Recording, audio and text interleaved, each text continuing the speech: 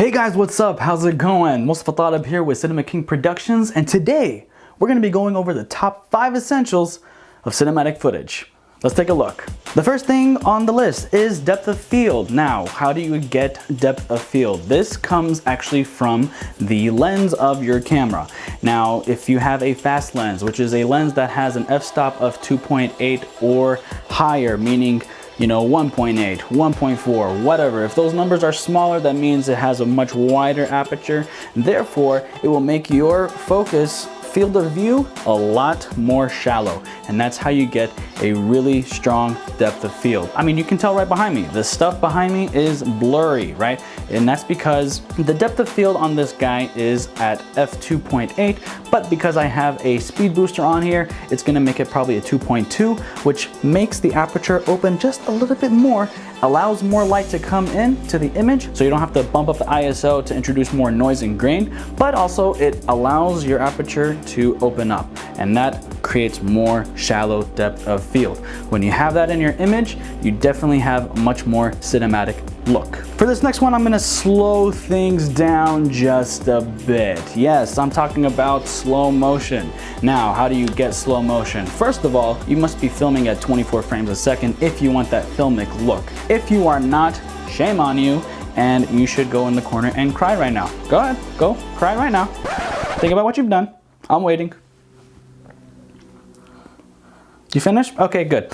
So, in order to get slow motion footage, all you have to do is make sure that your frame rate is faster than 24 frames a second. And please, for the love of God, if your camera cannot do more than 24 frames a second, then do not slow it down in the timeline, in the editing software. Otherwise, you're gonna get a lot of choppy footage, and that does not look good unless you are going for like a dreamy, uneasy kind of look for the character. Whatever the case may be, it depends on the story. But if you are going for that silky, smooth, buttery slow motion, make sure your camera can do more than 24 frames a second, like 60 or faster. That way, when you slow it down, it's a nice, vivid movement. The third thing on the list for the most cinematic essentials is actually camera movement or camera angles. You must, and I repeat, you must have camera movement or make your cameras at a really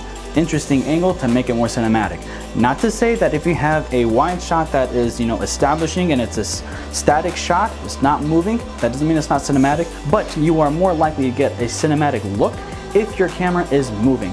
If you have it on a jib, if you have it on a crane, if you have it on a gimbal, if you have it on a slider, doesn't matter what rig you have it on, as long as there's camera movement, you are going to have a cinematic look. But that does not mean if you don't have those things that you can't get cinematic looks. You can do things handheld and try to keep it as steady as possible. You can add some warp stabilizer in post-production, whatever the case may be. But in order to have a really cinematic look, you need to have camera movement, whether that's sliding forward, sliding back, going from left to right, whether you're on a jib and you're going up to down, down to up, whether your camera's on a gimbal and it's just following the subject in a running scene or something. I don't know, I'm running out of breath here, but whatever it is, it will make your footage look cinematic.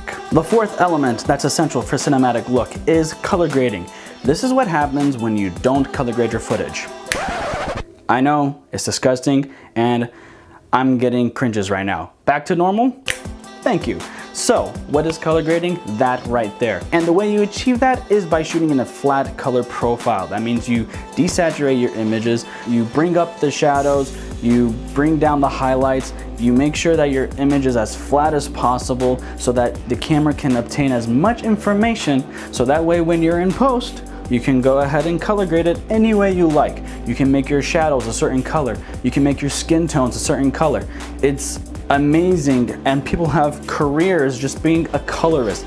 They just make sure that the image looks as optimal and as amazing as possible, making things pop, making things desaturated. They have complete control as to what the director is envisioning for that scene, because color does create emotion.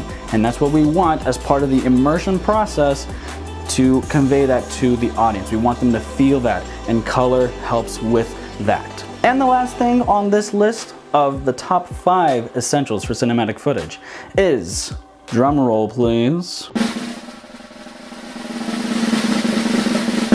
great lighting. Without great lighting, you get this. Looks necessary, right?